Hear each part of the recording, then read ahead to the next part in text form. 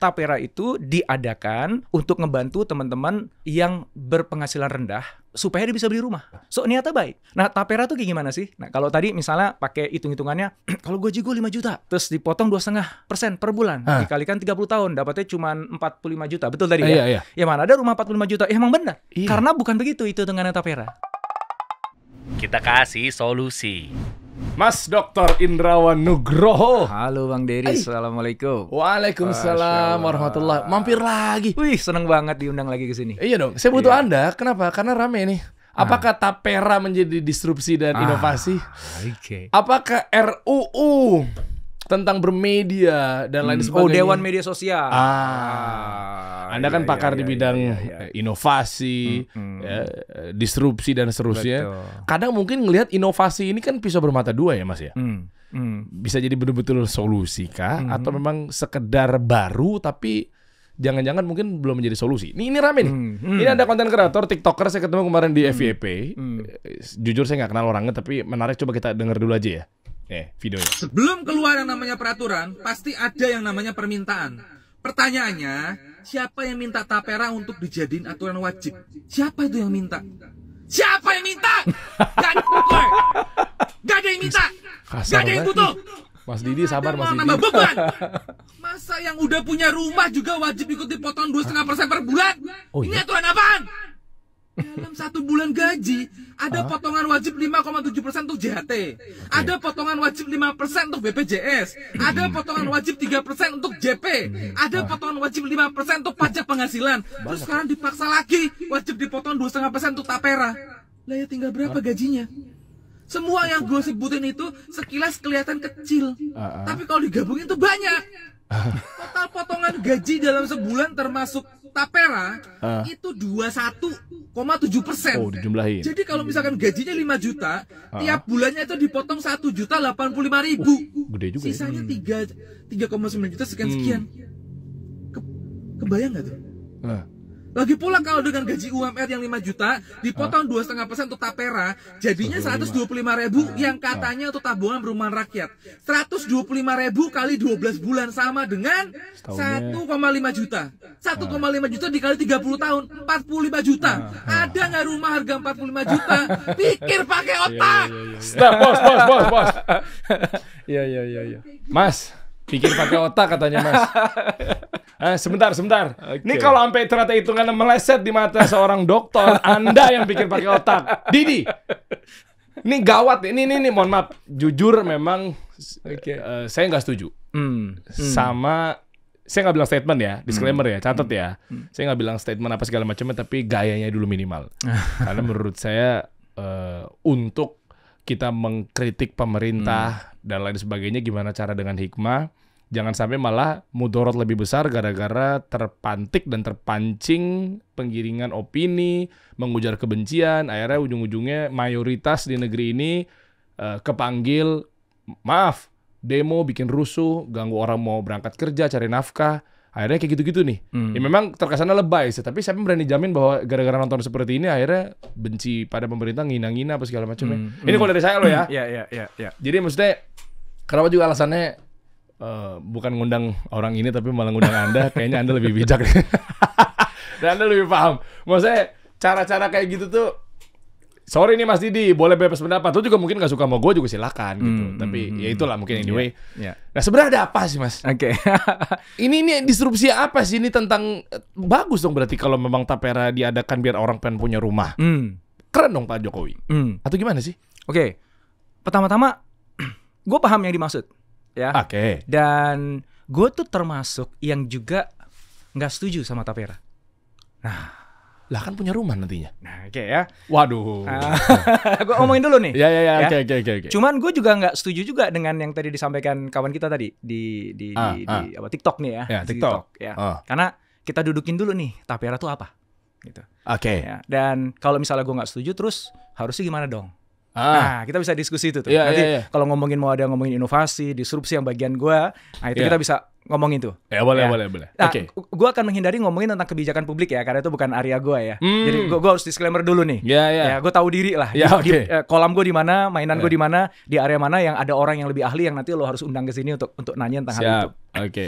ngomongin tapera dulu ya. Tapera, boleh. Kalau menurut gue nih, walaupun tadi di awal gue bilang gue nggak setuju, tapi gue percaya bahwa niatannya baik. Oke. Karena bagus dong. Kenapa? Karena kan tapera itu diadakan untuk ngebantu teman-teman yang berpenghasilan rendah, ya, supaya dia bisa beli rumah. Dan kita tahu kan harga rumah kan sekarang mahal banget. Wah, ya nggak? Iyalah. Ya nggak usah yang berpenghasilan rendah, yang berpenghasilan agak tinggi pun belum tentu bisa punya rumah, ya nggak sih? Iya. Gimana yang penghasilan rendah? Gitu. So niatnya baik.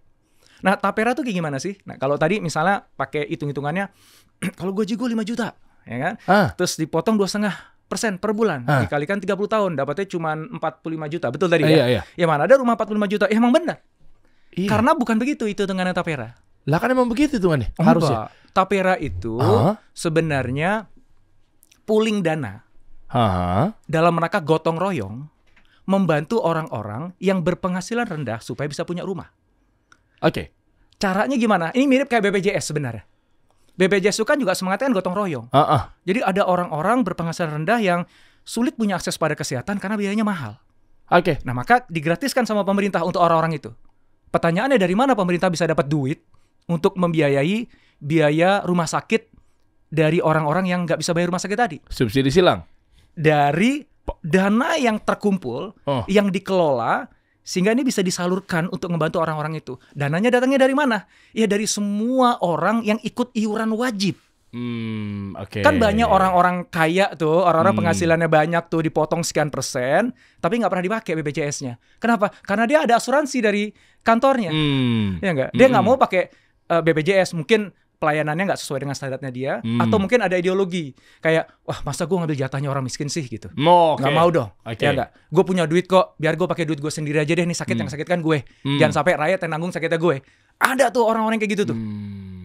Nah tapi orang-orang yang ada di posisi bawah emang nggak punya uang kan harus dibantu. Nah jadi pooling dana. Satu Indonesia suruh setoran, gotong royong bareng-bareng untuk ngebantuin mereka yang memang nggak punya akses dana untuk kesehatan. Oke, nah tapi gini mas, sambil diskusi, kan kalau pooling dana apa segala macamnya, ya 10 ditanya, 11 akan jawab, gue pengen punya rumah. Ya siapa yang nggak mau punya rumah? Nah, ujung-ujungnya, kalau tadi kan BPJS, ya udah daripada gue ngambil jatah orang miskin. Nah kalau sekarang, maaf, orang kaya sudah segimanapun juga tetap aja dikasih rumah ya mau. Nah itu gimana jadinya? Jadi kalau semuanya rata, setoran, iuran, ya udah waktu yang tepat. Oke, mana rumah gue? Semuanya akan teriak, mana rumah gue? Ya, gue akan tunjukin kenapa gue nggak setuju tadi ya. Tapi sebelum gue ngomong sampai ke sana, gue pengen ceritain dulu gagasan di balik tapera dulu. Yang gue bilang niatnya bagus. Oke. Jadi supaya teman-teman nggak ujuk-ujuk, pokoknya nggak setuju gitu. Ya kan harus lo pahamin dulu dong gitu. Yang ditawarin tuh apa? Jangan gitu. suzon juga sih. Iya, jangan mulai dari suzon dulu. Belum apa-apa langsung nggak setuju. Gitu. Gue udah nggak setuju, gue udah bilang nggak setuju. Tapi sebelum gue nggak setuju, gue baca-baca dulu lah. Kaji ya. Paling gue nggak harus. Kalau kaji kayaknya serius banget kali ya. Nggak usah kali. Gue cuma buka medsos aja. Gue baca beberapa website. Cukup kok. Hitungan paling 10-15 menit juga gue. Oh itu maksudnya ya. Nah sekarang maksudnya ya. Jadi paham tadi tentang BPJS ya. Prinsipnya sama. Jadi semua orang kalau dulu sebenarnya tapera tuh bukan barang baru bro. Dari dulu tuh ASN tuh udah melakukan itu. Pak Harto? Taperum. Dari zaman Orde Baru, zaman Pak Harto. Taperum cuma namanya. Jadi ASN tuh wajib itu. Potongan gajinya dipotong sekian persen untuk tabungan perumahan. Umum waktu itu taperum. Nah kemudian berubah menjadi tapera. Kenapa? Karena diperluas. Nggak hanya ASN, diperluas kepada semua karyawan swasta dan pekerja mandiri. Ya kayak misal konten kreator. Kan pekerja mandiri tuh kita. Ya. Nah itu dipotong tuh kena tuh. Ya Allah baru berintis udah dipotong. Kapan punya rumahnya 45 juta. Oke. Nah jadi karena akhirnya terkumpul dana begitu banyak dari orang yang memang penghasilannya rendah sampai orang penghasilannya tinggi. Kan potongannya sama persentasenya kan? 2,5. Jadi kekumpul banyak nih. Sekian T. Ya. Nah dana ini disimpan di bank custodian. Ya ada bank milik pemerintah yang jadi tempat penyimpanan dana itulah, yang ngelola dana itu. Nah, dari uang yang kekumpul tadi, itu alokasinya ada 2. Ada yang dipakai untuk investasi, sehingga nanti dana ini akan bisa berkembang. Sebagiannya diinvest obligasi pemerintah, hingga gitu-gitu, yang relatif aman. Ya. Jadi nggak ngambil risiko dari uangnya si rakyat nih ya. Tapi tujuannya adalah supaya duitnya berkembang. Sebagiannya lagi disalurkan sebagai KPR atau KKR untuk masyarakat yang berpenghasilan rendah, MBR. Oh gitu ya. Jadi Tapera itu sebenarnya program KPR yang bunga atau marginnya rendah. Nah, jadi misalnya balik lagi ke yang tadi di video tadi ya. Iya. Bukan berarti dia punya duit 45 juta untuk dibeliin rumah setelah 30 tahun. Enggak. Tapi? Jadi kalau misalnya nih, gue ikut jadi apa? Sebutannya apa ya? Anggota, bukan juga ya. Pokoknya gini, gue ikut dalam Tapera gitu sebutannya ya. Iya. Jadi gue nyetor 3%, 2,5 gue, 0,5% perusahaan yang nyetor ke Tapera ini. Oke. Setelah gue nyetor 12 bulan, gue eligible, gue punya hak untuk mengajukan KPR. Minimal 12 bulan itu? Minimum 12 bulan, satu, gajinya nggak lebih dari 8 juta. Ya. Nah, jadi ada persyaratan tuh, siapa yang bisa menggunakan itu. Jadi jangan sampai nanti dana Tapera itu dipakai sama orang kaya. Loh, katanya begitu kata si konten kreator ini. Semua kena, yang udah punya rumah kenapa diwajibin jadi kena potong Tapera? Karena gotong royong, bro. Kayak BPJS kan orang kaya yang pakai, orang kaya kan bayar BPJS, tapi dia nggak pernah pakai BPJS-nya. Karena dia pengen yang kelas 1, pengen eksekutif dan sebagainya gitu. Dan kalau ideologisnya dia nggak mau makan uangnya rakyat gitu kan. Gitu. Which is bagus dong ya. Emang dia sama Allah dikasih kelebihan rezeki kok gitu. Ngapain juga ngambil punya orang kan gitu kan. Nah, Tapera juga begitu. Nah, jadi si orang yang MBR tadi singkatannya ya, masyarakat berpenghasilan rendah. MBR tadi yang gajinya di bawah 8 juta, udah nyetor selama 12 bulan dan belum punya rumah. Itu wajib, harus. Jadi rumah kedua nggak boleh. Dia harus nggak punya rumah, atau dia punya tanah tapi belum dibangun rumah, atau dia udah punya rumah tapi jelek pengen direnovasi, itu masih boleh tuh. Nah, jadi orang-orang MBR yang sesuai kualifikasi tadi, dia bisa mengajukan KPR dengan bunga atau margin cuma 5%. Itu hampir separuh dibandingkan bunga atau margin yang ada sekarang. Nah, sehingga si orang yang tadi itu penghasilannya 5 juta, ada kemungkinan tahun kedua udah punya rumah. Oh iya. Karena kan KPR. Dia tetap harus nyetor juga selama 30 tahun sampai dia pensiun. Gitu.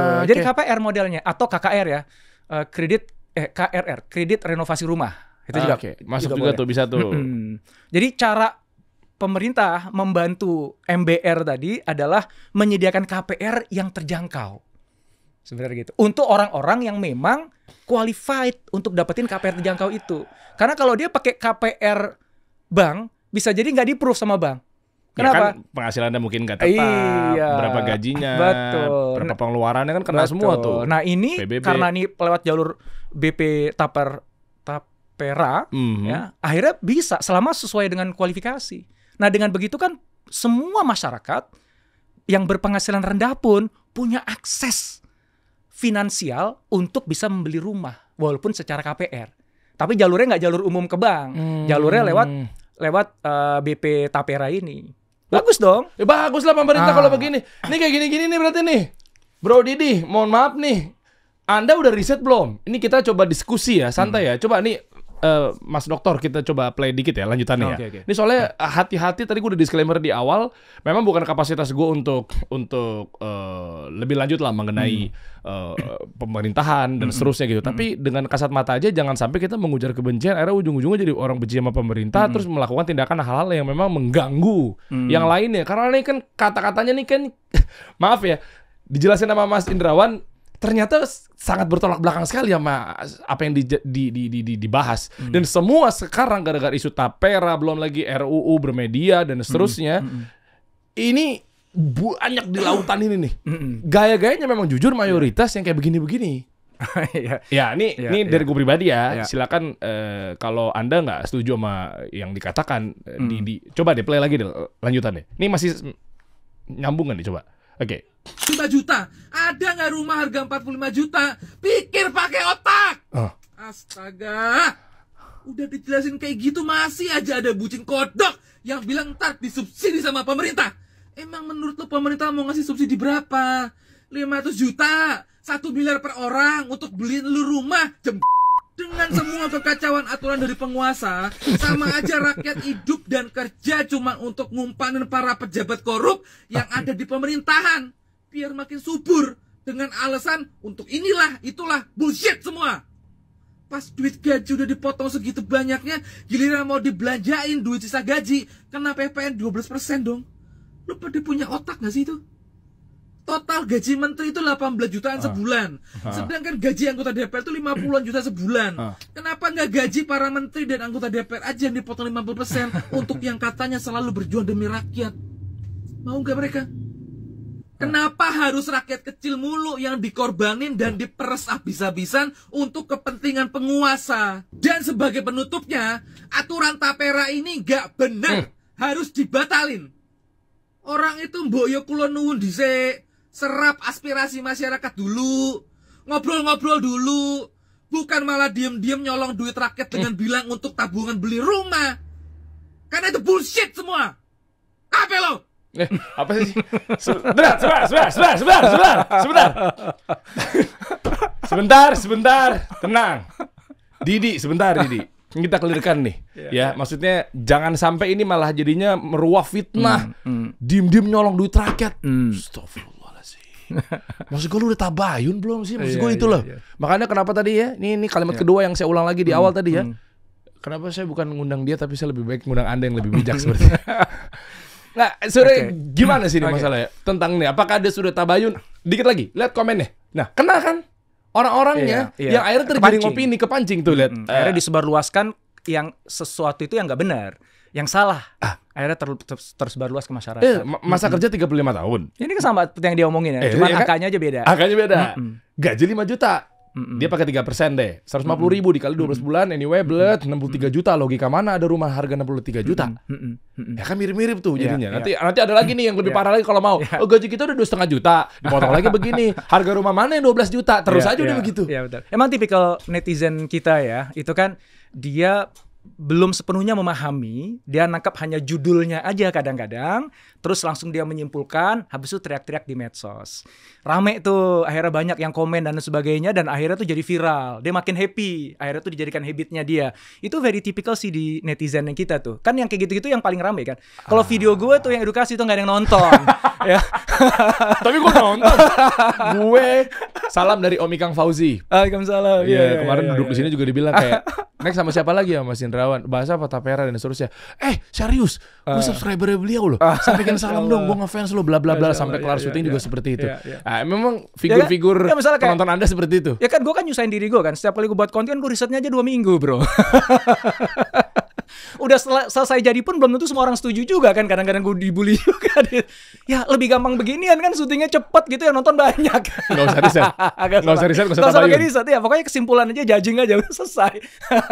Makanya saya butuh Anda Mas. Anda inovasinya di tapera ini apakah dikategorikan dengan disrupsi? Inovasi kok jadinya disrupsi dan inovasi ini malah jadinya pisau bermata dua nih. Salahnya di mana? Sebelum back situ bro. Jadi ini mumpung masih ngomongin ini nih. Justru ini nih yang memicu kenapa rame nih Dewan Media Sosial.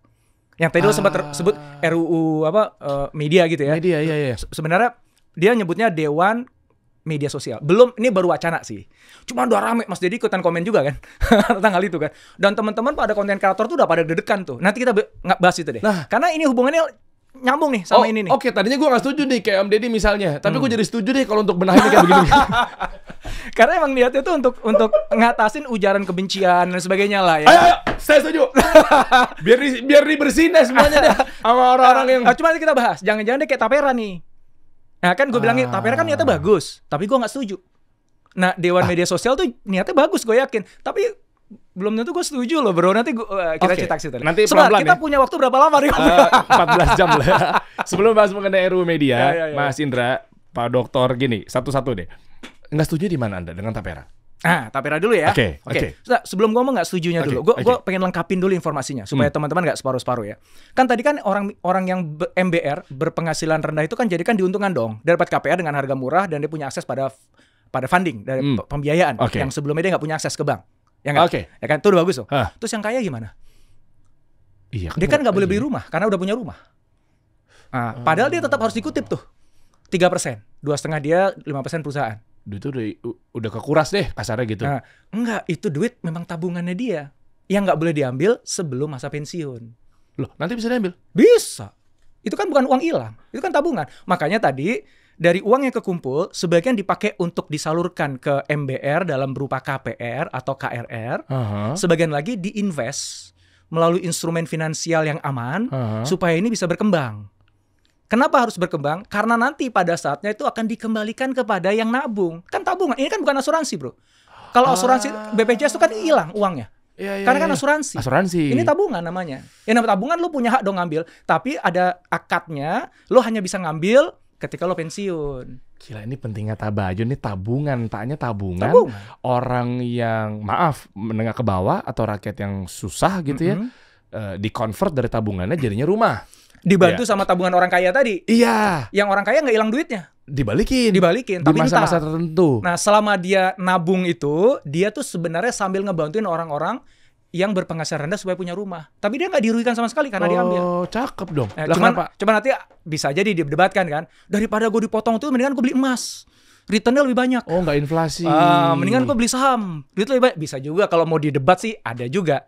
Tapi spiritnya dia spirit gotong royong tadinya. Ya lo kalau beli emas kan cuma untuk lo doang. Kalau ini lo ikut tapera orang kaya, lo nggak beli rumah, lo bantuin tetangga lo yang miskin untuk bisa beli rumah. Gitu. Bagus kan idenya kan? Iya sih, tapi gue harus kontradiktif gimana caranya ya? Gue bantu lo kontradiktif. Karena gue gak setuju. Karena gue gak setuju juga gitu. Nah, gak setuju dari mana gitu dua arah nih kalau gue setuju nih. Didi gue setuju sama lo. Langsung ke orang gondrong tadi. Gue balik ke pertanyaan lo tadi ya. Jadi di mana gue gak setujunya? Gini. Gue gak setuju kalau itu diwajibkan kepada semua orang. Lah kan duitnya balik tapi katanya. Oh iya. Ya terus? Tapi kan orang kalau diwajibkan berarti gue gak punya pilihan dong. Selama gue hidup di Indonesia ini, gue cari makan di Indonesia ini, gue wajib hukumnya untuk ikut tapera. Nggak punya pilihan gue nggak. Nah kalau misalnya itu untuk sesuatu yang sifatnya kebutuhan dasar banget, kayak kesehatan, ya BPJS misalnya, ya. Dan gue tahu kalau gue misalnya gini, gue sendiri gue butuh dana talangan untuk kesehatan gue misalnya, ya kan gue dengan sukarela dah, gitu. Katakanlah oke, gue sebenarnya nggak butuh BPJS karena gue kantor ngasih gue asuransi misalnya, atau gue punya duit untuk bayar untuk kesehatan gue sendiri misalnya gitu. Tapi gue ikut iuran, hati gue masih tenang karena dua hal. Pertama adalah gue bantuin orang-orang yang udah terkapar, hampir meninggal, nggak punya uang. Gue pengen nyelamatin mereka. Jadi ada dorongan kemanusiaan yang sangat kuat kan gue menolong mereka. Di saat yang sama juga begini, walaupun gue pakai asuransi di kantor gue ngasih gue asuransi bro. Jadi gue itu kantor ngasih asuransi, gue juga bayar BPJS. Cuman ada hal-hal yang kantor asuransi itu begitu udah habis limitnya, gue bisa pakai BPJS. Dan beberapa hal yang mahal sekali yang nggak di cover sama asuransi, gue bisa pakai BPJS. Jadi walaupun gue itu mampu, BPJS tuh jadi kayak safety netnya gue. Just in case something happen yang tuh nggak ke cover di asuransi gue, backup itu ada gitu. So balik juga kan untungnya ke gue kan. Sehingga kalau itu diwajibkan, karena itu sesuatu yang sangat fundamental dasar kesehatan loh. Ini urusan hidup dan mati loh. Ya gue setuju. Bisa jadi primer. Ya walaupun naik terus iuran BPJS-nya gitu ya. Dan di kantor gue juga mikir, gila kita masih tetap harus ngasih karyawan kita asuransi apa enggak ya gitu ya. Karena jadi double nih di karyawan di kantor gue nih, dua-duanya. Cuman so far kita kasih lah dua-duanya. So, sementara ini kan rumah. Nah, kenapa kok jangan diwajibin? Karena itu ada fallacy, ada kesalahan. Yaitu menggunakan asumsi bahwa semua orang pengen punya rumah. Padahal? Ya kan, anak zaman sekarang itu belum tentu dia pengen punya rumah loh. Dia pengen punya tempat tinggal, iya. Tapi bukan rumah kan. Jangan-jangan anak zaman sekarang tuh nomaden, yang dia pengen pindah dari satu kota ke kota yang lain. Dia pengen keluar negeri, dia pengen kerjanya kan from anywhere. Ngapain juga gue stuck di satu tempat yang kalau orang zaman dulu nih, zaman bokap gue, nyokap gue, kebanggaan kita kepada mertua itu adalah saya udah punya rumah. Oke. Jadi status sosial saya itu tinggi ketika saya punya rumah. Anak zaman sekarang bukan di situ status sosialnya. Loh, tapi minoritas sama mayoritas nih datanya. Ya memang ternyata mereka juga nggak butuh-butuh rumah amat. Oke, let's say dia minoritas. Gue sih percaya makin ke depan, dia akan makin gini, selama boomer X itu masih merajai, mungkin itu bisa dibilang mayoritas ya. Tapi kalau kita bicara Gen Y bahkan ya, atau Gen Z yang udah paling kelihatan lah, Gen Z atau Alpha nanti berikutnya, mungkin definisi rumah itu beda dengan definisi boomer yang buat aturan ini nih. Ya, so how do you define home? Di masa depan ketika dunia ini rakyatnya kok sekarang kan 8 miliar ya. Nanti dalam sekian tahun lagi akan jadi 20 miliar gitu. Bisa jadi. Ya kan? Ya. So how do you define home? Ya kan? Jangan bagi mereka adalah rumah adalah tempat aku berkarya. Rumah adalah tempat di mana aku mendapatkan kebahagiaanku. Ya jangan-jangan kebahagiaannya di rumah mertuanya, kenapa nggak di rumah mertuanya aja gitu. So, fallacy-nya adalah berasumsi bahwa semua orang pasti pengen punya rumah. Semua orang loh kata-katanya. Itu kementoknya di situ. Kalau dibilang banyak orang, ya udah. Tapi kan ada yang enggak. Sementara lu kok bisa ngewajibin sesuatu kepada orang yang sebenarnya nggak membutuhkannya, nggak ikhlas bahkan, nggak merasa butuh bahkan, kan gitu. Oke. Nah, jadi kalau mau didudukin kayak tabungan haji misalnya. Tabungan haji kan wajib. Pergi hajinya wajib bagi yang mampu dan sesuai dengan syarat. Tapi nabung hajinya kan nggak wajib. Bisa jadi nunggu warisan dia baru pergi haji kan boleh juga. Boleh. Itu kan opsinya dia gimana pun cara dapetin harta halalnya untuk berangkat haji kan. Kan gitu. Nah sama rumah juga tapi sandang pangan papan itu kan ada termasuk hal-hal yang di luar dari sekunder. Misalnya kayak primer. Ya, papan. Emang papan harus lo punya itu papannya. Lo kan bisa nyewa. Iya juga ya. Gitu. Dan beberapa teman-teman itu yang gue ajakin ngobrol, mereka lebih suka nyewa. Ini siapa nih? Ini sampelnya umur berapa? Behaviornya apa? Ada yang bahkan di umur gue loh. Masa sih? Iya, hampir 50 gue. Oh ya? Ya ada. Ya walaupun nggak banyak lah ya. Tapi kalau yang di bawah gue 30-an tuh hampir semuanya ngomong gitu. Apalagi 20s ya. Mereka tuh nggak kebayang untuk... Karena udah tahu beli rumah tuh mahal. Udahlah. Lagi pula ngapain juga gue banting tulang sekedar untuk membeli sesuatu yang baru gue dapetin nanti. Ya. Atau gue dapetin sekarang tapi dapetnya jelek. Ya. Oke, tapi bisa jadi investasi kan nantinya. Kalaupun misalnya dia nggak mau tempatin atau nomaden, gua akan pindah ke kota lain ya buat anak cucu gue. Pertanyaannya berapa banyak orang yang memang mau investnya di rumah? Gue investnya nggak di rumah. Gue punya sih ada lebih dari satu, alhamdulillah. Gue punya properti ya, yang rumah ya. Tapi yang dipakai kan gue cuma satu gitu. Satu lagi juga juga di kompleks saya juga. Di kompleks saya kan di Keranggan Permai kan Anda juga punya kan. Ada asetnya banyak sekali. Cuman gue nggak invest di properti. Gue invest di tempat yang lain. Gue invest bangun bisnis. Jadi kalau gue punya duit, gue nggak beli tanah. Gue nggak beli rumah. Gue belinya bisnis. Bukan berarti beli rumah itu nggak bagus loh. Teman-teman saya yang memang investasinya di sana, udah lo harus beli rumah. Tapi darah gue bukan di situ. Gitu. Gue business builders gitu. Nah makanya kalau dibilang Indra, lo wajib hukumnya invest di properti, jadi salah dong. Lo memaksakan asumsi lo apa yang menurut lo itu paling baik ke gue yang belum tentu gue di situ. Dan bukan berarti gue jadi salah dong ketika gue nggak mau invest di properti kan? Oh iya. Apakah gue jadi salah kalau gue nggak mau punya rumah? Ya nggak juga. So problemnya adalah ketika memaksakan kepada semua orang harus ini, gitu. Wajib ya ternyata ya. Kan wajib, kalau tapera kan wajib. Ya. Udah kalau lo kerja di Indonesia lo potong duitnya gitu. Nah, ini menarik nih Mas Dokter.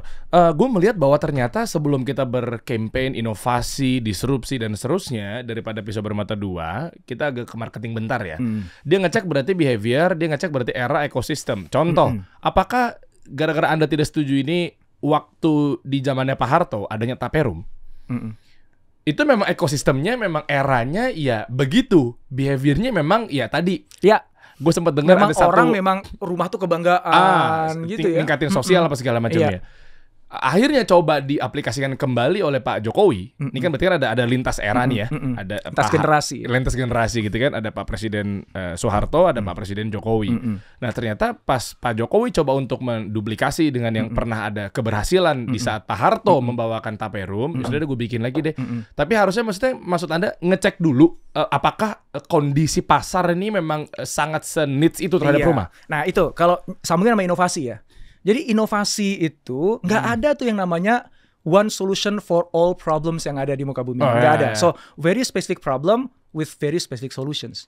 Nah, kemarin tuh gue satu panggung sama Pak Bambang Dwi Anggono. Dia itu orang Kominfo. Dia itu Direktur Innovation and Communication, Human Development and Cultures. Dan dia ngomong bagus banget. Dan ini nyambung dengan yang kita ngomongin sekarang. Dia ngomong begini. Kita nih, pemerintah, jadi dia melakukan autokritik. Keren, ini orang keren. Itu autokritik ya. Pada pemerintah sendiri. Kita tuh pemerintah tuh, kita selalu menggunakan kebiasaannya nih. Kalau buat kebijakan tuh gebiah uyah. Jadi gebiah itu ya satu solusi menyelesaikan semua masalah. One stop gitu. solution. Jadi satu kebijakan gitu ya. Bukan one stop solution itu kan katanya positif ya. Jadi ini kayak gue ngasih satu kebijakan dan berharap ini akan solve problem semua orang. Gitu. Ya. Contohnya dia ngasih contoh. Contohnya bansos dia bilang. Ya bantuan sosial apalagi tunai. Bansosnya tunai gitu. Dipikir dengan kita berlakukan kepada semua rakyat Indonesia yang memang membutuhkan, emang kenyataannya dia butuh duit. Solusinya adalah semuanya dikasih BLT. Gitu. Apakah itu solving problem? Belum tentu. kalau misalnya orang itu memang dia nggak punya aset sama sekali, dia nggak punya pendidikan sama sekali, ya, dia nggak punya keterampilan sama sekali, dan kalau dia nggak makan hari ini dan besok mati itu orang, itu kasihnya BLT, jangan dikasih pendidikan, jangan dikasih LPK, lembaga pendidikan keterampilan apa, jangan di sekolah, orang besok mati kok, lo kasih makan. Tapi kalau misalnya dia udah punya aset nih sebenarnya, dia punya aset, dia punya sawah, cuman nggak terkelola karena anak-anaknya katanya nggak mau ngelola, gitu ya, dianya udah tua, maka dia akhirnya miskin, dia butuh duit, tapi dia punya aset. Solusinya bukan BLT dong, ya kan? Oke, dia punya anaknya dapat pintar, kebetulan dapat sarjana, lulus sarjana S1, ya pulang di kampungnya, tapi nggak dapat kerjaan, sehingga akhirnya satu keluarga ini tetap miskin. Solusinya BLT? Bukan, buka lapangan kerjaan, buka akses, gitu. Nah, kita ini berpikirnya seringkali adalah one solution bisa menyelesaikan masalah semua orang. Lu pikir semua orang kayak itu gitu. Jadi asumsi yang nah, kalau bagi inovator, asumsi itu musuh terbesar. Maka gak boleh punya asumsi di awal. Lo harus beneran turun ke lapangan, lo cek lo pengen bantu siapa. Bahkan di awal itu lo cari tahu dulu, lo pengen bantu orang miskin tuh banyak, orang miskin yang mana? Gitu. Dipetain dulu, ketika udah dipetain, cari tahu dulu masalahnya di mana. Masalahnya kayak tadi yang pertama, dia emang gak bisa makan, gak punya aset, gak punya skills, atau dia sebenarnya punya aset tapi dia gak bisa kelola itu dan sebagainya. Solusinya beda-beda. Dan yang menarik Pak Bambang juga, kebetulan kita ngomongnya itu di event terbuka ya? Terbuka, jadi event Intel AI Summit. Jadi itu kita ngomongin AI. Ngeri. Itu ratusan orang ada di sana. Dan karena ngomongin AI, Pak Bambang langsung bilang, kan zaman sekarang itu Pak, ada AI kata dia. Data kita punya semua, data orang miskin, data aset, data tuh udah ada. Sebenarnya as simple as data itu di-feeding kepada AI bisa menganalisa. Kita jadi tahu nih misalnya ada 100 juta orang yang perlu dibantu di Indonesia. 1 juta itu di-cluster ke problem yang beda-beda. Oh, ini problem dia nggak punya akses ke lapangan pekerjaan. Ini problemnya adalah aset yang nganggur. Ini problemnya emang dia nggak bisa makan, kalau nggak dikasih makan mati ini orang. Bisa tuh. Dan itu kita bisa orangnya di mana-mana. Kan kalau gitu udahlah, lu kirim duitnya spesifik hanya untuk di situ gitu loh. Sasaran. Nah, nanti kalau yang orang nggak bisa ngelola aset, lu solusinya yang lain. Lu cari inovasi yang lain. Ini cari inovasi yang lain gitu loh. Nah, jadi balik lagi ke Tapera. Kenapa gue nggak setuju? Karena gebeyah uyah tadi. Dia pikir semua orang butuh rumah. Ada orang yang sebenarnya, ya emang gue pengen sih punya rumah. Tapi kalau gaji gue yang cuma 5 juta dipotong tiap bulan, gue nggak bisa kirim ke orang tua gue. Gue nggak, karena 150.000 per bulan itu tuh biaya SPP anakku loh. Nah, terus aku harus milih bayar SPP anakku atau nabung sesuatu yang aku nggak butuh. Berat lagi. Kan gitu kan. Paham. So, lu using assumption yang terlalu banyak. Lu pikir dipotong 150.000 tuh enggak kok, itu nggak terlalu berasa. Ya mungkin untuk lu, untuk beberapa responden lu. Indonesia tuh kan beragam banget. Maka Indonesia tuh super kompleks. Ya, kalau misalnya kita di Singapura lah misalnya gitu, udah warganya sedikit, pendidikannya relatively educated di sana gitu kan, ngontrolnya juga mudah gitu. Dia mungkin membuat kebijakan seperti ini lebih mudah. Oh ya, ada yang gue sempat baca gitu kan, Tapera itu bukan pertama kali di Indonesia, di beberapa negara itu bagus dan berjalan dengan baik. Nah, tapi bedanya dengan dia tuh negara apa, kita negara apa? Itu dia. Lu jangan pakai asumsi mentang-mentang di sono berhasil, di Indonesia pasti berhasil. Bro, Indonesia beda, bro. Dari Sabang sampai Merauke kita ada 17.600 pulau, ya. Tingkat pendidikan kita beda-beda, rentang sosial kita tuh jauh banget. Lu jangan samain, guys. So, asumsi itu yang berbahaya. Gitu. Nah, kalau zaman dulu, balik lagi dulu tadi nyontoin tentang Orde Baru Pak Harto ya. Zaman dulu semua tuh lebih simple, guys. Makanya nggak ada AI juga anyway. Nggak ada AI juga, nggak ada digital teknologi juga. Tapi kan sih maunya orang lebih, zaman dulu waktu pas bokap gua, lu mau kerja apa? Kan pilihannya kalau polisi, dosen gitu doang. Zaman sekarang, ada ribuan opsi ya kan gitu kan. So zaman dulu tuh dunia lebih simple. Hanya karena dulu berhasil, sekarang belum tentu berhasil. Hanya karena di negara di sana berhasil. So inovasi dimulai itu bukan dengan cari ide, dimulai dengan identify masalahnya itu apa. And you have to go very specific. Sekelompok orang yang spesifik, masalah yang spesifik, dan lu ciptakan satu solusi very spesifik untuk itu. Sekarang zaman personalisasi, bro. Ya kan? Dengan adanya AI itu personalisasi itu dibutuhkan. Nah, sekarang gini, gue ngomongin media. Kenapa media, lo kan 2 orang media ya? Iya. Lu dari radio dulu ya? Radio, ada elektronik berarti ada cetak dan sebagainya. Zaman dulu tuh kan majalah, koran dan sebagainya itu kontennya kan itu aja, Bang. Yang jadi redaktur itu kan stresnya adalah karena lu punya lembar koran itu cuma sekian belas halaman. Lu harus memilih mana berita yang akan dimasukin ke situ. Iya. Berarti si redaktur tuh pakai asumsinya dia kira-kira orang sukanya baca berita yang mana. Redaktur tuh akhirnya punya kuasa untuk menentukan berita yang mana yang akan tayang, berita mana yang akan tidak tayang. Oh jelas. Gitu kan? Karena emang lembarnya terbatas. Zaman sekarang kan lembar nggak terbatas. Lo mau ngisi YouTube berapapun juga nggak ada isu. Lo ngisi IG lo berapapun nggak ada isu. And citizen journalism semua orang bisa naruh di sana. Dan kenapa ini risetnya menunjukkan? Karena kemarin gue diundang sama sebuah media tradisional ya untuk ngomongin tentang media di era AI gitu ya. Jadi gue sedikit udah sempat riset tuh gue. Ya disrupsi lah ya. Nah jadi sekarang itu publik lebih suka dengan UCG, user created content. User generated UGC. Ya kan? Padahal belum tentu valid juga. Ya kayak tadi itu. Belum tentu valid juga. Kenapa? Karena relatable. Karena gue disajikan sesuatu yang emang gue suka, yang gue tertarik gitu. Dan gue percaya sama figur orangnya. Nah bisa jadi tetangga gue dia nggak tertarik sama berita itu. Lo bisa lah. Ya kan kayak gitu. Nah ini personalisasi. Jadi di media aja udah personalisasi. Isi feed gue sama feed lo aja udah beda. Walaupun kita value sistemnya sama, kita visinya sama dan sebagainya sama. Tapi feednya kan beda. Ketarikan gue sama lo kan beda. Nah dunia itu udah semakin personalized guys. Dalam dunia yang serba pengennya personalized dan masyarakat sekarang itu menuntut personalisasi di semua hal. Healthcare, education. Ya makanya Pak Nadiem dulu kan menghilangkan UN tuh kan nggak bisa lo pukul rata Indonesia begini, udahlah kita serahkan ke kampus. Ya ada plus dan minus tentu saja ya. Tapi basic idenya tuh begitu, lo nggak bisa pukul rata. Dalam dunia yang seperti itu, masyarakat demanding personalizations, terus kita ngasih solusi one solution for all. Semua orang diasumsikan harus pengen punya rumah dan sebagainya. Walaupun begini ya, kalau ini diterapkan Tapera, gue tetap akan bayar iurannya. Karena gue pengen bantuin teman-teman yang nggak punya rumah. Gitu. Dijadikan sebuah primer ketika orang-orang juga jadi gue niatin ibadah aja bro. Jadi kalaupun gue nggak dapat duitnya sekarang, gue tuh pahalanya gitu. Ya kan kagak ada ruginya kalau kita kan. Jadi pahala aja deh. Toh juga tuh nggak uang hilang gitu. Udah niatin aja deh gitu. Alhamdulillah gue punya rumah, Allah kasih gitu kan. Tapi teman-teman gue, saudara gue nggak punya, udah nggak apa-apa deh gitu. Ini bedanya orang cerdas ditutup dengan wisdoming yang wow. Jadi gue nggak setuju, bukan berarti gue nggak ikutan loh. Karena kalau udah jadi kebijakan gitu, ya kayak misalnya pajak itu, gue banyak nggak setujunya juga gitu. Tapi karena kalau udah di aturan pemerintah, gue adalah warga negara Indonesia, gue harus taat pajak. Wow. Kan gitu kan, simple as that lah gitu. Kayak lo selalu bilang lah ya, udahlah hidup tuh jangan dipersulit lah hidup ini gitu kan. Masih banyak ruang yang kita bisa perjuangkan dan itu baik gitu. Mantap Mas Dokter.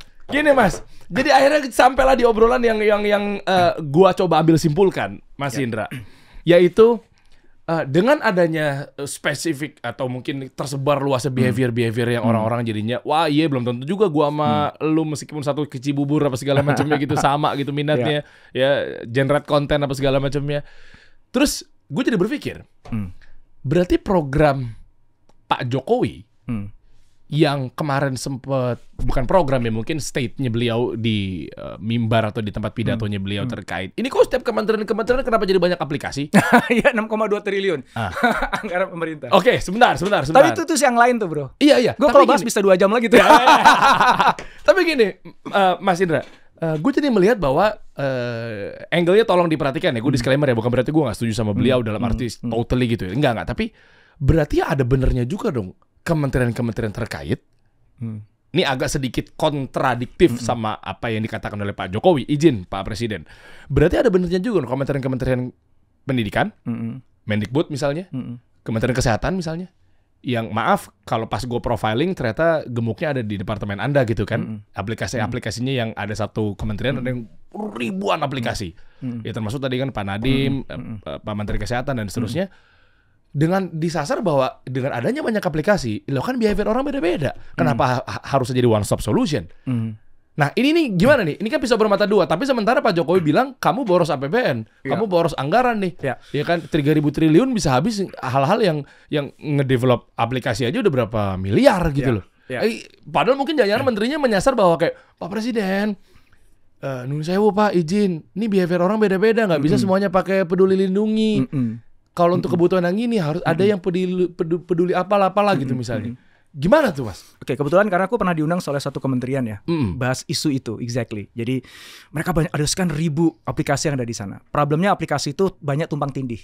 Satu itu ya. Jadi karena unit ini buat nggak pernah ngobrol di awal. Jadi itu masalah yang sama diselesaikan oleh 2 unit berbeda dengan cara yang berbeda, bikin usernya bingung. Jadi gue pakai yang mana ya gitu. Itu tumpang tindih itu bro. Masalah yang kedua adalah ada permasalahan yang itu solusinya nggak perlu pakai aplikasi, lo buatin aplikasi. Makanya kan salah satu yang disinyalir ya kenapa kok 6,2 triliun itu adalah ini cari proyek gitu. Iya, itu keywordnya gue nemukan rata-rata salah satunya kan itu proyek kan, ya. sih memang. Nah, ada yang lain lagi gini. Lo membuat aplikasi. Jadi selain buat aplikasi itu gini. Aplikasi itu bukan solusinya. Aplikasi itu adalah sebuah media supaya sebuah solusi itu bisa dieksekusi dengan paling mudah, paling cepat, paling murah.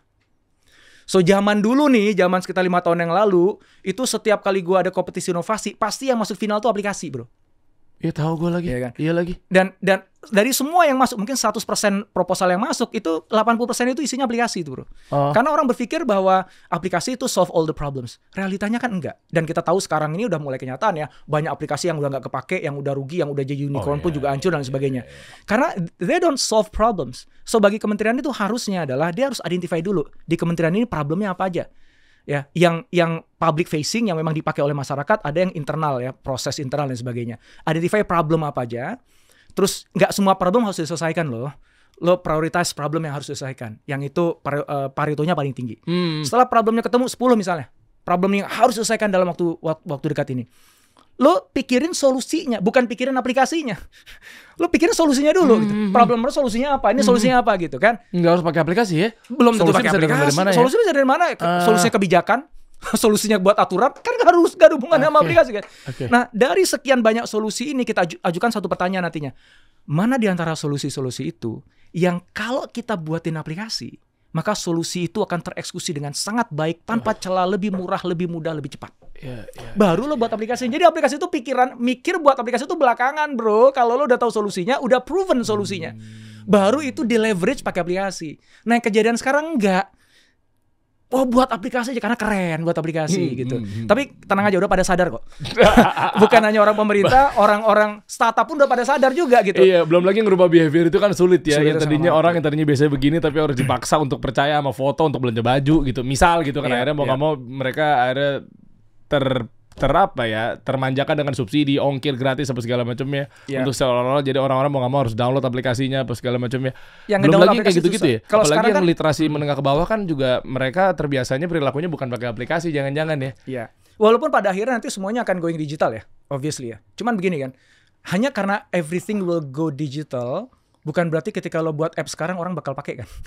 Karena ada sekian puluh ribu orang lain yang juga buka app di luar sana yang probably better than you are dan lebih dipakai. Ya kan kayak gitu kan. So fallacy berpikir bahwa once I have an app everybody will use it, itu nggak make sense lah. Sekarang kita udah dari zaman dulu juga pikir ini aneh ya orang ya. Sekarang udah jadi bukti. Gitu. Bahkan sekarang itu orang lebih suka web app dibandingkan native app. Bukan lebih ngejelimet? Enggak, web app itu kan lo nggak perlu download secara UI tapi. Sekarang web app itu udah kayak aplikasi native. Teknologinya. Oh, termasuk orang landing nggak bisa bedain. Ya kayak landing page itu. Ya, dia one page gitu kan? Bisa one page. Udah kayak app aja. Tapi dia bedanya lo nggak perlu download. Dan sekarang lebih populer kan itu. Gitu. Semua fitur-fitur yang native app itu bisa dalam web app gitu. Nah, intinya adalah balik lagi yang kita ngomongin di awal gitu. Lo jangan pakai asumsi. Lo pakai asumsi kalau ini ada masalah ini gue buatin app pasti selesai masalahnya. Itu musuh terbesar inovator tuh pakai asumsi. Maka inovator tuh berangkatnya bahkan bukan dari ide, berangkatnya lu cari tahu lu pengen bantu siapa, spesifik, terus ngobrol sama mereka masalahnya apa, banyak masalah lu pilih masalahnya mana yang worth solving, habis itu baru lu buatin solusi untuk menyelesaikan spesifik masalah itu, jangan mikir yang lain-lain ya, cuma itu doang ya, dan abaikan teknologi dulu deh gitu. Nah balik lagi ngomongin Tapera nih. Oke. So itu might solve problem bagi teman-teman yang memang butuh rumah dan gak keberatan kalau dia harus store. Karena toh juga dia bisa beli rumah di depan. Bisa punya akses ke KPR. Ya kan gitu. Which is itu kan good kan. Ya. Tapi bagaimana dengan teman-teman yang kalau dipotong sampai 3% atau 2,5%, berarti dia harus mengorbankan sekolah anaknya misalnya. Nah itu kan berarti kan dia gak solve untuk itu kan. Nah itu kan harus dipikirin juga. Karena inovasi itu harus ekologis. Ekologis itu artinya gini. Lu punya sebuah solusi ini gak boleh sampai merugikan orang lain.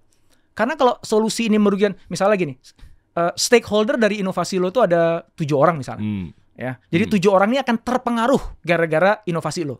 Karena itu pasti itu. Nah, lo harus pastikan di ke-7 ini tuh nggak ada yang dirugikan. Bahasa simpelnya maslahat lebih banyak daripada mudorotnya. Ya. Nah, kalau misalnya ada yang dirugikan, lo harus cari cara supaya inovasi ini nanti bisa meminimalisir seminim-minimnya kerugian dia. Kalaupun nggak bisa menghilangkan ya. Ya kan kita harus jujur lah di dunia ini nggak ada yang sempurna lah ya, ya kan. Okay. Ada orang yang kayak misalnya gue sebenarnya nggak butuh gitu. Tapi nggak apa-apa lah ya karena gue dikasih kelebihan rezeki, ya udahlah nggak apa-apa deh gue ikut tapera aja deh, bantuin orang lain. Toh juga nggak hilang duit gue ntar gitu kan. Asumsinya beneran nanti pas lagi gue cairin gampang ya.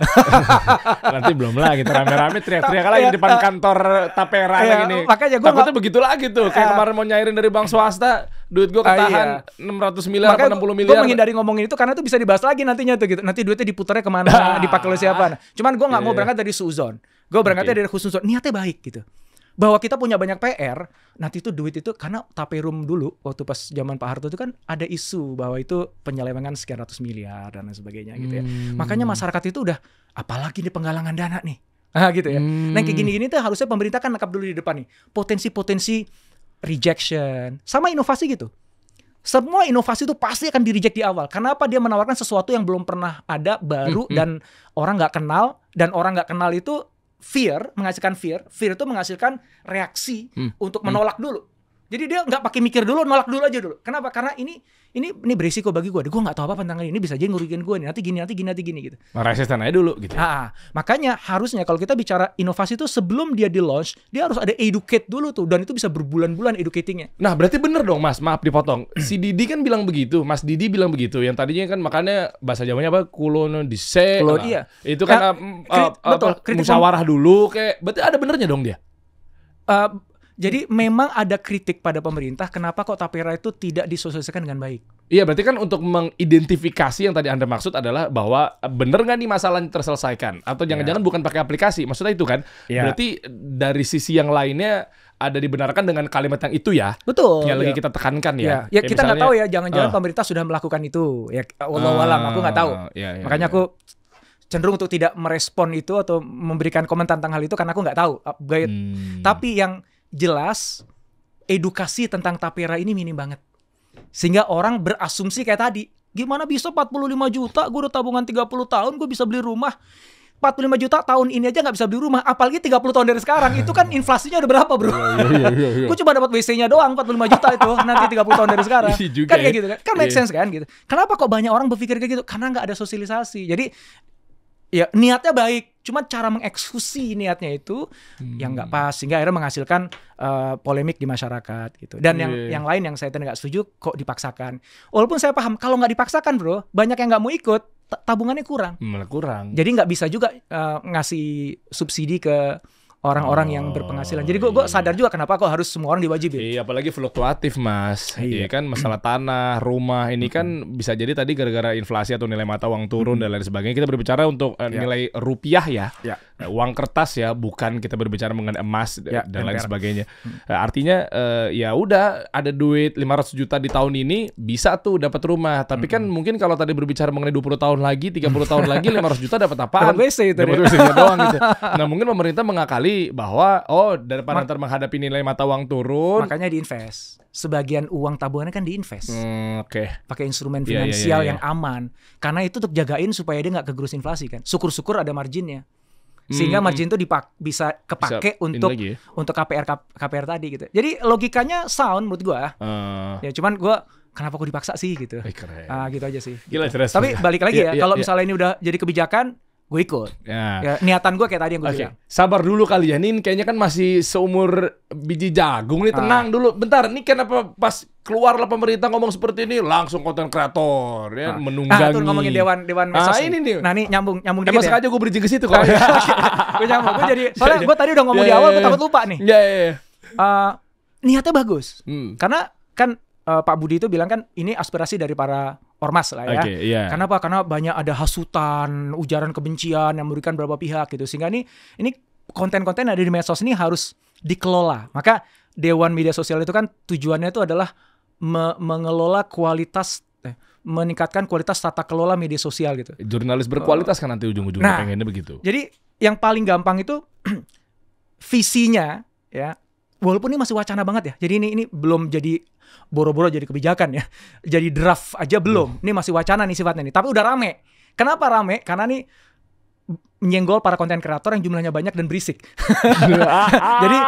jadi pasti rame nih. Jadi rame nih. Ya. Ini karena urusan periuk nasinya kita nih konten kreator. Rame kita kan. Nah, tapi sekali lagi ini masih wacana. Jadi masih sangat mungkin akhirnya nggak jadi ya. Berarti bisa nanti untuk detailnya kita datang, Anda duduk lagi dong di sini dong. Ini kulit-kulitnya dulu. Ya, Tipis-tipis aja dulu. Oke, tipis-tipis dulu ya. Kan analogi yang paling mudahnya Pak Budi juga mengatakan sebenarnya ini kayak Dewan Pers sebenarnya. Analoginya dia, begitu pas, kalau gitu bagus idenya, bagus niatnya, sorry. Oke. Karena di Indonesia kita udah punya Dewan Pers, tapi kita nggak punya Dewan Medsos. Ya, Dewan Pers itu kan bagus kehadiran Dewan Pers itu. Karena Dewan Pers pertama adalah melindungi persnya dulu. Karena pers itu kan bisa ditekan oleh pihak-pihak tertentu. Dia pengen mengungkap kebenaran, ditekan sama pihak tertentu. Siapa yang ngelindungin pers itu? Dewan Pers. Nah, keren kan? Oke. Nah, termasuk juga gini, Dewan Pers juga fair. Kalau ada anggotanya, yaitu anggota pers, dia melakukan sesuatu yang tidak sesuai etika jurnalistik, menyebar kebohongan, fitnah dan sebagainya, Dewan Pers menegur. Disikat. Dan bahkan bisa dicabut izinnya. Izin persnya. Nah, Oke. Terus apalagi yang lain? Mengedukasi supaya kualitas jurnalismenya naik. Itu kan semuanya kan bagus. Bagus lah. Bagi persnya, bagi si jurnalisnya bagus. Bagi pihak-pihak yang lain yang jadi sumber berita itu juga bagus. Karena mereka juga terlindungi gitu kan. Nggak asal difitnah aja gitu. Dan kualitas jurnalisme itu jadi naik, bagus kan? Outputnya keren. Nah, keren. Emang bagus. Emang Dewan Pers itu bagus. Sampai sekarang juga proven di situ. Oke. Nah, ide yang sama, kenapa nggak kita pakai untuk media sosial? Maksudnya gitu, bro. Nah, kenapa pada nggak setuju RUU? Nah, itu aja poinnya. Kan bagus. Oke. Sebelum masuk ke situ, gue akan bahas ke situ ya. Sebelum situ, gue kasih tanda tanya besarnya di gue dulu deh. Sebelum nggak setuju ya. Masalah yang sama lagi nih, klasik, asumsi. Kenapa? Asumsinya pers itu, konten kreator tuh sama kayak pers. Oke. Kalau Dewan Pers, ini kan pers. Pers itu kan jelas lo karyawannya perusahaan media mana. Kan itu. TV itu, radio itu. Radio ini, majalah ini kan gitu udah ada kan. Dan dia kan keluar izin tuh. Kan pakai izin kan. Kalau nggak ada izinnya bodong namanya kan. Iya betul. Nah bodong, wartawan juga wartawan bodong kan. Kan di luar Dewan Pers itu. Gue nggak urusin yang bodong-bodong itu. Gue nggak lindungin mereka karena dia kan bukan bagian dari Dewan Pers kan gitu. Oh iya. Ya kan. Nah, maka lebih mudah untuk dikelola si pers ini. Karena udah jelas dia karyawannya perusahaan yang mana, medianya juga jelas, lebih mudah ditegurnya, lebih mudah dibantunya dan sebagainya, ya kan? Dan jumlahnya berapa sih di Indonesia? Sekarang lo bayangin konten kreator, bro. Ada berapa juta tuh di Indonesia tuh? Kalau dunia ada 50 juta katanya. Yang aktif loh ya, yang aktif. Kalau sekedar punya akun mah banyak, ya. Tapi yang aktif itu, nah, dan mereka tidak terafiliasi pada perusahaan manapun. Mereka independen. Gimana lo ngatur sekian juta independen konten kreator? Misalnya kalau kita udah gabung dengan Dektos ya, ini logo di sini. Ya kan? Dektos, misalnya Corbuzier Management. Misalnya gue bandel gitu ya, ya kan? Dia susah nih ngubungin gue nih. Dia kan bisa ke Mas Didi dong. Bisa, iya betul ya. Iya nggak? Ke manajemen kita ya kan? Itu tolong dong tuh lo, itu talent lu tuh benerin. Kan bisa begitu kan? Tapi kayak kita berapa banyak bro? Gitu.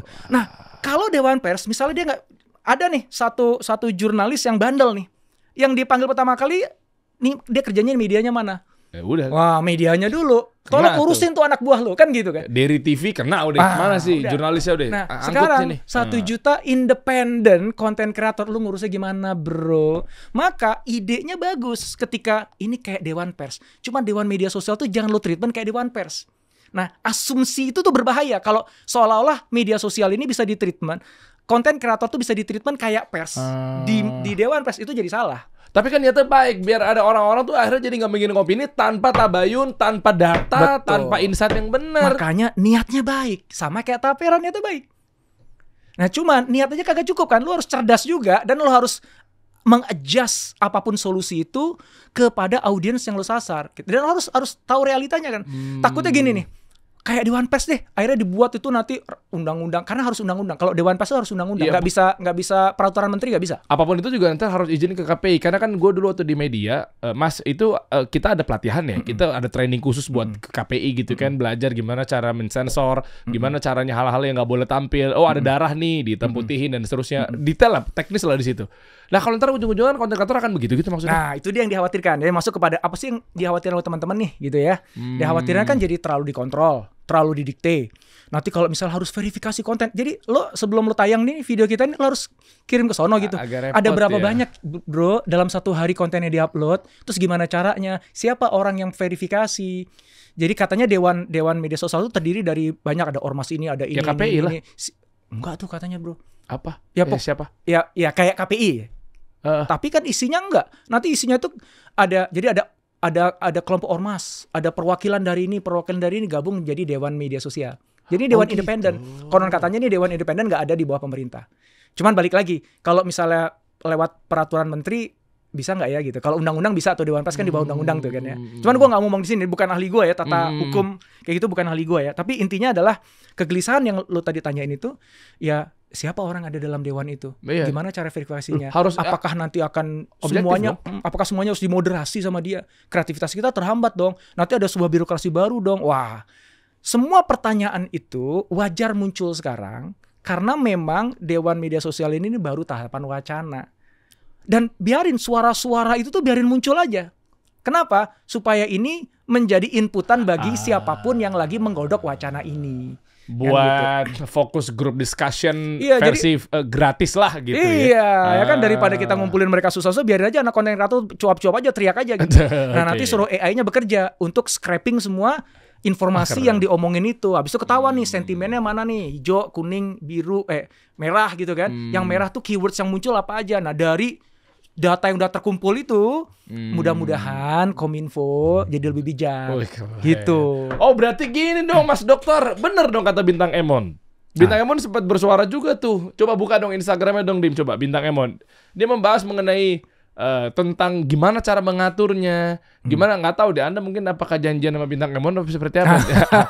Coba ketik deh. Jadi dibilang katanya nanti kalau ujung-ujungnya KPI mengatur dan konten kreator udah bisa diatur dengan dirinya sendiri satu, dan kedua konten kreator juga bisa diatur sama warga netizen kok. Banyak kok konten-konten yang hilang. Coba kita dengerin deh kontennya. Ini nggak tahu nih Mas Indra setuju apa tidak? Coba di play. Bahayakan.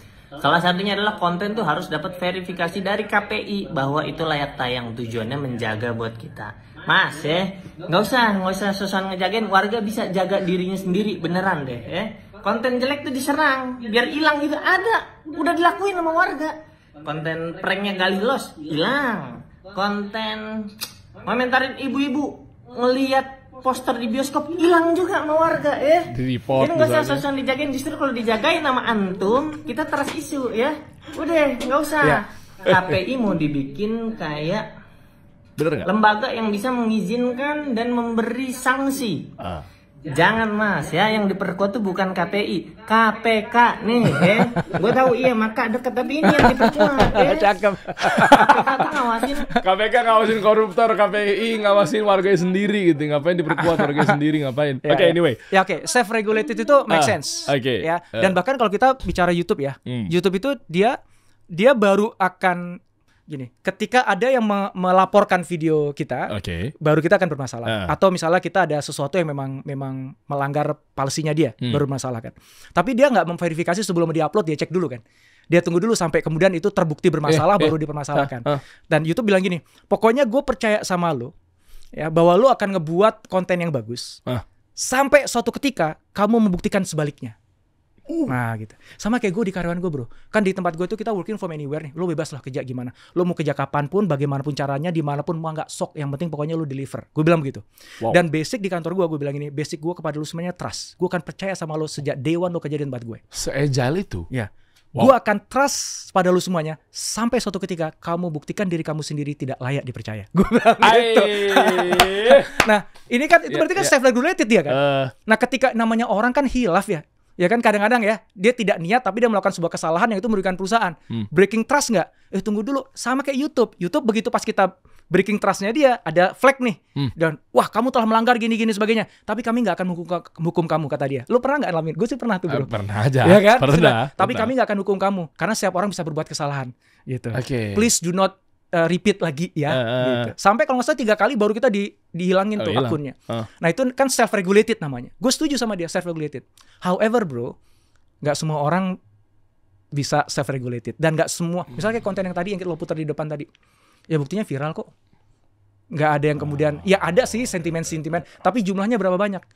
Dia lebih mungkin perasaannya dia tuh lebih nature. Jumlah warga Indonesia yang emosinya terwakili oleh marah-marahnya dia tuh lebih banyak dibandingkan jumlah orang Indonesia yang bijak untuk melihat problem. Iya gak sih? Jadi kalaupun lo mengkoreksi, Apakah setelah lu tadi ngomong begitu tadi otomatis yang itu tadi di take down sama yang bersangkutan atau kemudian ada stop? Kan enggak juga. Ya enggak juga. Karena ya demokrasi itu suara terbanyak dan tidak selalu yang terbanyak itu bijak. Kan kayak gitu. So, disitulah memang wajar kalau kemudian ada mekanisme untuk meregulasi itu. Nggak sepenuhnya dilepas ke self-regulated. Pertanyaannya, mekanismenya kayak gimana? Pertanyaan mekanismenya kayak gimana? Kan, apakah mekanismenya harus buat dewan media sosial? Kagak tahu. Apakah mekanismenya cukup buat algoritma aja, dipaksain tuh semua media sosial taruh di situ? Atau mekanismenya lo paksa itu media sosial dan kita bilang setiap kali lo keluarin satu informasi di IG misalnya, yang itu salah, lo gue denda $1.000 misalnya. Banyak rupa ya ternyata. Nah, misalnya begitu ya, udah kebijakan itu aja, nggak masalah, lo regulate sendiri aja, gue nggak akan atur. Tapi begitu ada fakta bukti bahwa yang lo sebarkan di media sosial lo itu salah, hoax, lo gue denda $1.000 misalnya gitu. Misalnya begitu ya. Nah kan solusi tuh banyak, kita harus cek satu-satu mana yang paling benar. Mekanismenya gimana yang paling tepat yang paling ekologis juga seperti gue bilang tadi. Oke. Ini kita tunggu aja nih karena memang masih wacana dan seterusnya. Oke. Tadi benar-benar di ujung obrolannya adalah mekanismenya bagaimana. Gue tahu mekanisme gimana. Gimana bro? Kita tunggu aja, nanti Anda duduk lagi di sini untuk untuk bantu saya. Siap. Kita tunggu. Setuju nggak kalau kita buat part berikutnya untuk bahas mengenai RUU media? Boleh ya? Boleh lah nanti ya. Nanti kita bahas ya. Lebih detail. Gila, kulit aja udah begini nih. Gimana ntar detailnya begitu kita tahu informasi lebih dalam ya dari Kominfo misalnya, apapun itu departemen terkait lah. Presiden misalnya, ini ternyata begini loh. Nah, baru kita reaktif lagi. Siap bro. Indonesia butuh orang pintar seperti Anda. Anda duduk di sini lagi. Saya tunggu loh, Mas. Siap. Makasih Pak Dokter. Siap. Assalamualaikum. Waalaikumsalam. Kita kasih solusi.